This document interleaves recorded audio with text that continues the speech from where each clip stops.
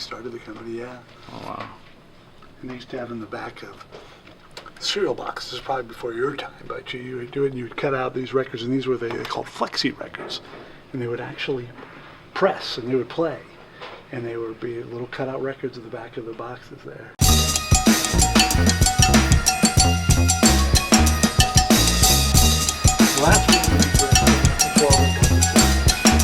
So that's the first step of making a record, is the plating. You go and cut the lacquer, you make the metal parts, you come out with a stamper, now you're ready to press the record.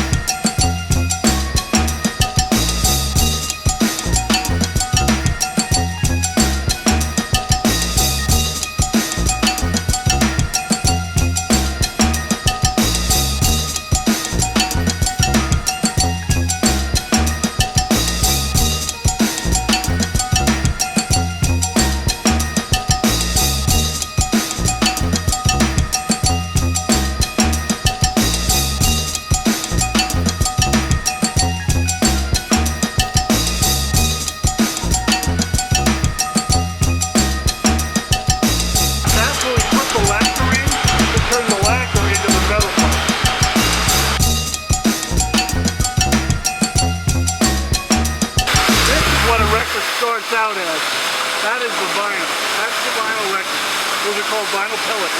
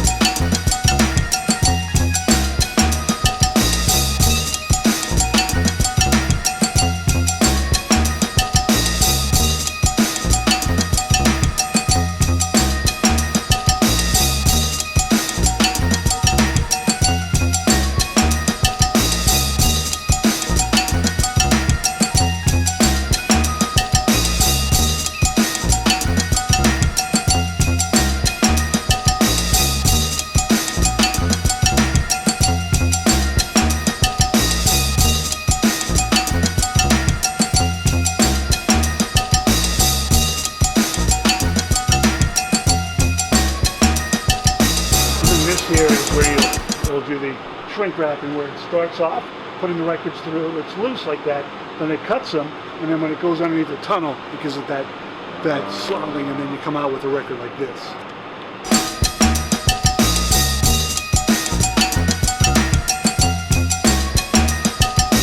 The toolboxes and the booklets, all automatic, so it'll take the raw discs, put them in the package, and package them up, and it would run about 65 a minute.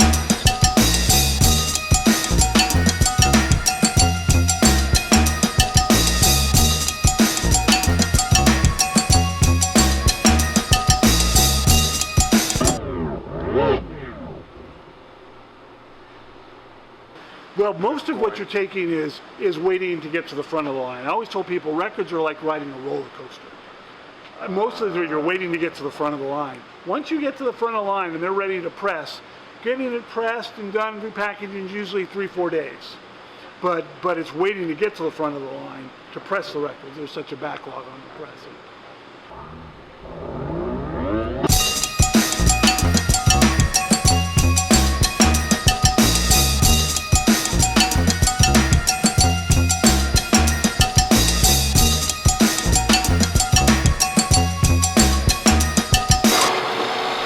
As the disc comes out of there, it's all clear. That actually has the material on it. That is the program on that clear disc. But it wouldn't play like that. Then it comes over here and it puts the aluminum coating on top. It needs the aluminum coating to work in a CD player. So at that point, the CD would actually play. But then it comes here, and if you look at this robot arm, if you come out and look over the top, you can see probably a little easier. It puts a little coat of lacquer and then spins it for an even seal. And you need that because the lacquer is important to stop the aluminum from peeling off. If we didn't put the lacquer on it, over time the aluminum starts peeling.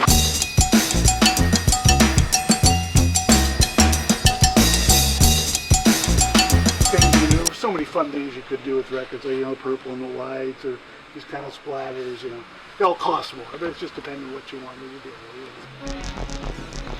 do. Yeah, there is. It's what makes it tough about it is you got to do it by hand. Like those presses working automatically.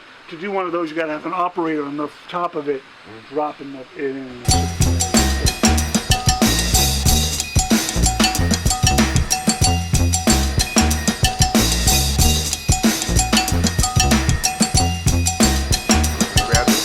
Yeah. So, the company started in 1939, and they were in Hollywood, and then we moved to Santa Monica in the 70s.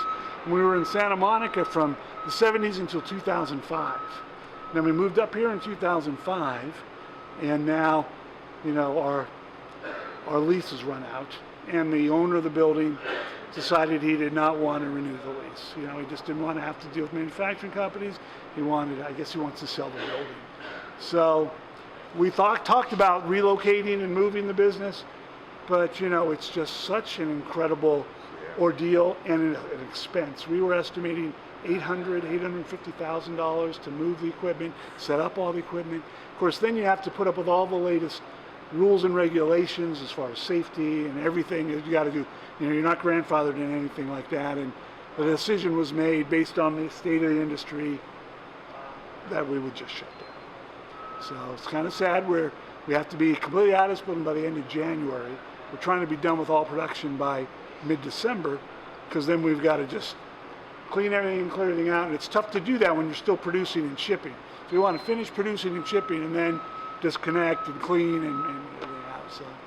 So yeah, that's it. 80-year run. But we're thankful to everybody for all the business through all these years. And, yeah.